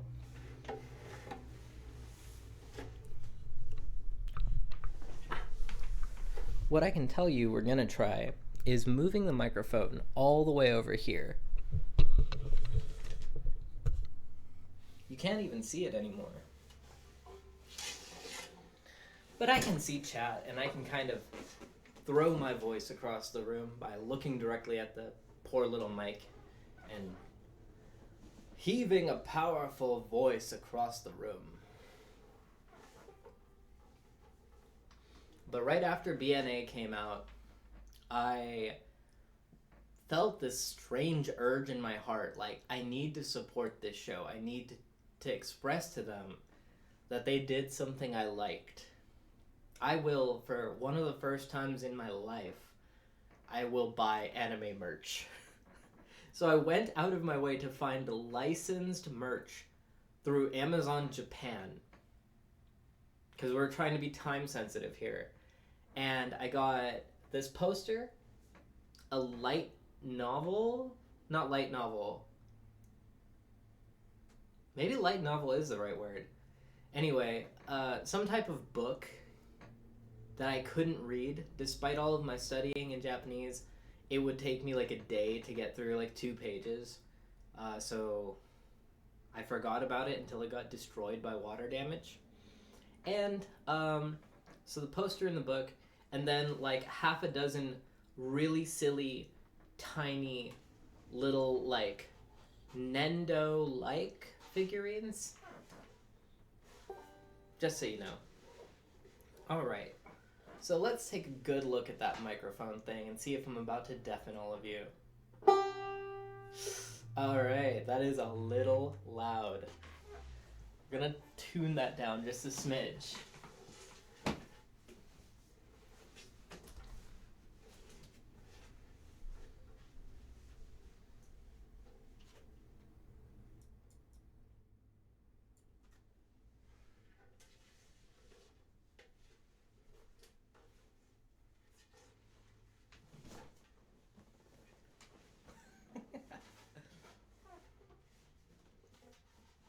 fair warning, guys, I'm not a very good banjo player. All right.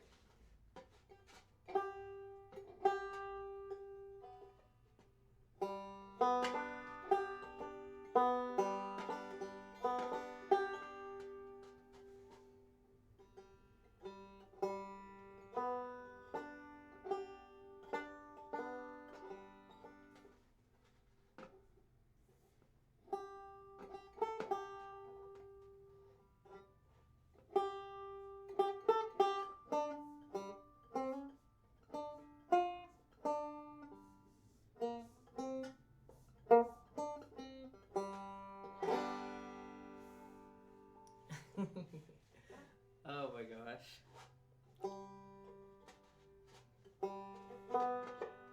Yeah, see, that's the tricky part. Oh, my hands want to do all sorts of wiggly things right now because I had a drink or two. And then there and there.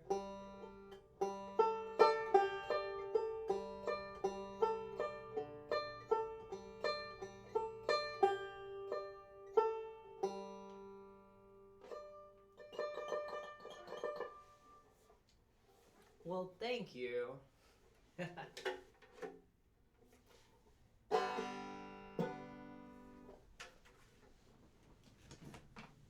Yeah.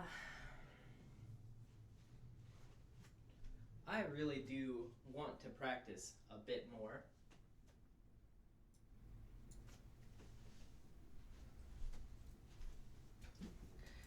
It's one of those things, though. You get 3 or 4 projects going. You know, you want to make your own food. You want to meditate. You want to exercise. You want to keep your room from turning into a Asmongold house type room.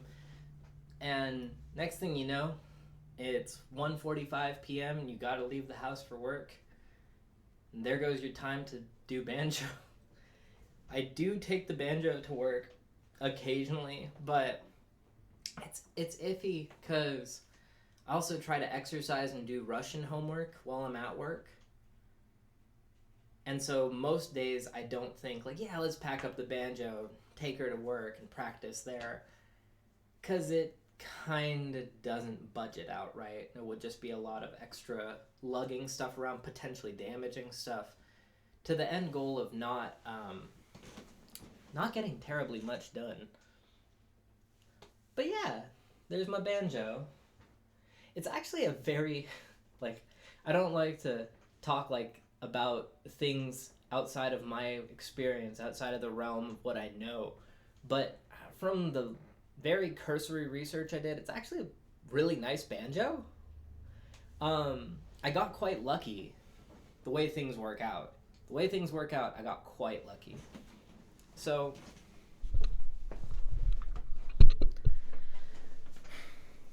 at the local music supply store, where I have rented most of the instruments that I've had in my possession, they had a gold tone banjo for rent to own for like half a year or more, and I was renting a mandolin, and I actually got really decent in terms of novice instrument player. I got really decent at the mandolin, and that's about the time that you may start thinking, I don't like this instrument anymore.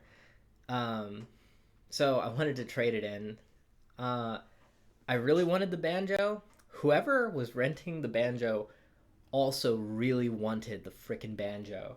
So they actually rented it for so long that they actually completed the rent to own, which is kind of unhinged because the rent to own is like 30-ish% more expensive than just go and buying the instrument. If you like the instrument on a level that you think is realistic and conducive to you playing it a lot across years, it is a good idea to just buy it, because you'll save a good little chunk of change in the long run. Change that's useful for restringing the instrument, changing out components, whatever, right? But if you don't know, don't buy it. So, anywho, as soon as a new one became available, they like emailed me, and I called them right away, and they were like, yeah, the banjo is back up for rent. And I was just like, okay, the last person who rented it left it in good condition, right? And these guys are just like, that doesn't apply here. We just bought a new one. So if we rent it to you, we're going to rent you the new one. And I was like, oh, say less, say less. So it's like a brand new gold tone banjo, which is, I'm very happy about that. So I'm basically hanging on to that banjo, making myself practice no matter what. I also have a violin, and believe it or not, I might be better at the violin than I am at the banjo.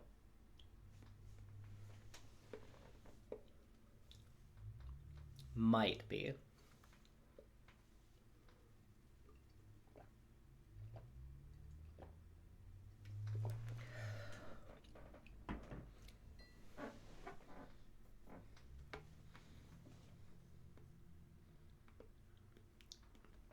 It's tricky though. It's like actually tough to say because in all fairness, like when they say violin is one of the hardest instruments to play, they do kind of mean it. Um, if you look at my banjo, or if you look at any banjo, you can see on the fretboard that there's such a cool delineation of notes and like partial notes. Like that's the cool thing about frets and fretboards. With the violin, as you could guess if you've even looked at a violin up close, you just kind of get to learn. You get to learn. That's all you get to do. Unless you're a quick learner or a kid. Pretty much. You can, I would say within a couple months, you can impress people. Like, but in terms of sound like a professional, 3 years sounds very believable. You gotta either be like a quick learner, devoting a lot of practice time maybe, or possibly under really good guidance. Because teaching kids, teaching grown-ups, there are two different like sort of methodologies for anything, instruments included. And I would say that yeah, within like the first 3 months, you start sounding like actually really decent if you're paying attention to what you're doing, and you just are willing to actually play with the instrument, like toy around, see what does what causes what, kind of apply more cause and effect thinking to the instrument playing than just like, I don't know, man, it doesn't sound too good. Like, if you're like, oh, it's because the bow is like bouncing. Let me Google how do I stop bow bouncing on oh, it's because I'm like, instead of bowing it like this, I'm like bowing it like that. Like, stuff that you may not stop to think about when in your head you make it like a mission. Like, I just got to move my fingers on the notes and move the bow to the different strings. That's all I want to focus on. If you make your focus strictly on that, then your technique progression could slow down a lot. That's my take. Now I'm adding to the pool of anecdotal knowledge because I don't really know what I'm talking about either. But that is my take. Thank you for unsolicited novice violin takes. Oh gosh. Guys, I had a question for you, and this is a real goofy goober question type of question. And it's okay if no one in the chat has any idea. But for anyone who does actually know, is it possible for us to raid out? I thought it would be kind of cool to do in the next however long, but I don't think I really have any idea how to actually do that. And it may just not even be something we're privy to.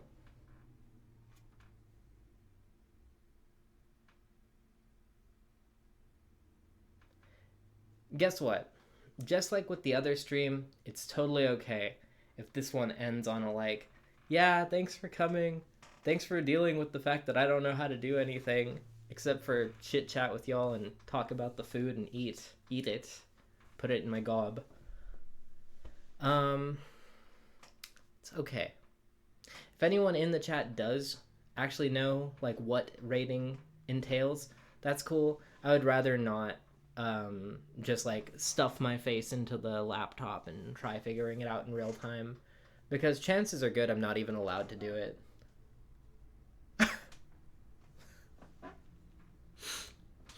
I need to tell Automod that like kurva and all related terms are like allowed. Gabra kurva. How about Gabra kurva with one R? Like genuinely, thank you, Automod. Like, thank you, because when I was streaming No I'm Not a Human, oh my actual goodness, the number of things I saw thanks to it's a brand new game, so lots of like psychos and bots are just coming through. And like they're not the fun kind of psychos or even like the Borderlands kind of, it was just like just an actual like a person that I was shocked to find was not a bot. Just like aggro as hell for no reason, and it wasn't at me. It was like at random other people in the chat that weren't people. It was like person dropped into chat and then just started trying to pick fights with bots. And then they came back because I forgot to like ban them, and then I banned them. And I felt weird about it.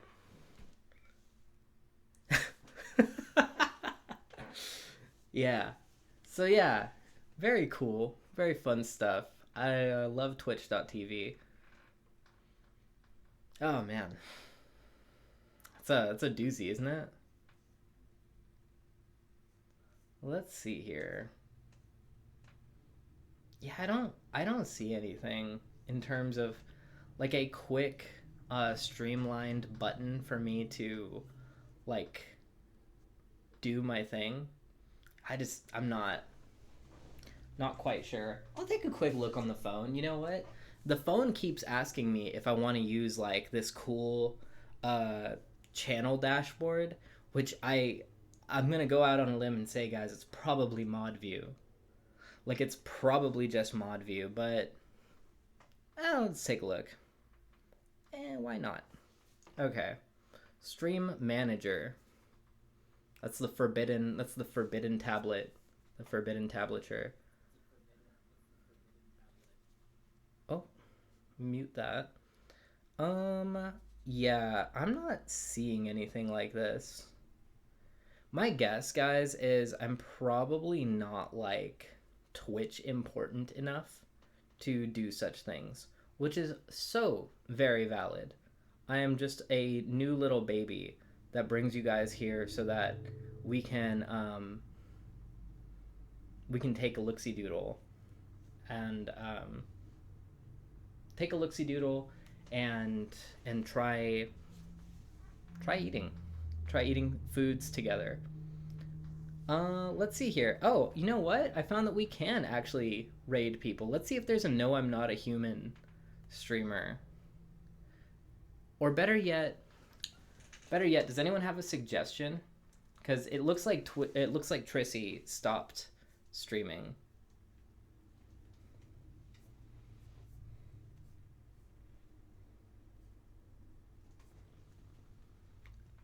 Oh, Lumbra, hey. I'm just I'm trying to raid out of here. We're trying to raid someone. So I'm thinking, what games just came out that are really cool? Maybe like,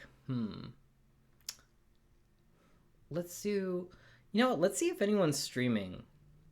This is crazy, but let's see if anyone's streaming Night in the Woods. Yeah, okay. This is like one of my favoriteest games ever. You guys don't have to participate in the raid, by the way. Like absolutely no obligation to that in the slightest little bit. But I think it would be cute. And I'm looking at everything here. we're getting about to the point that I want to start boxing stuff up before it's been out in the open air for way too long. And I'm also sort of running out of things to talk about. So I wanted to thank you all so much for coming, listening to me talk about these B foods. They're not B, they're S tier, but they're just B foods, as in baklava, bison and beef burgers, Baumkuchen, baked beans, you know the drill. So, thank you so much for coming, participating in my silly little Meowkbang. If you had any last questions, though, please feel free to hit me up. Otherwise, you could join the Discord. I'm happy to chit-chat about this stuff there. And otherwise, expect to see my crazy ass back here doing this next week, Tuesday. And it looks like probably gonna raid a cool little critter by the name of Saucy Sorceress, an 18 plus Night in the Woods stream, and it's an LGBTQIA friendly space. So I think I'm sending you off to not an actual fiend. If a fiend at all, it's the good kind.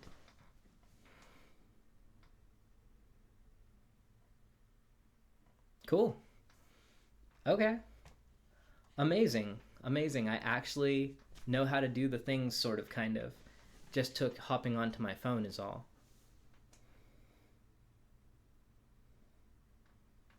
All right. Let's send it. Later.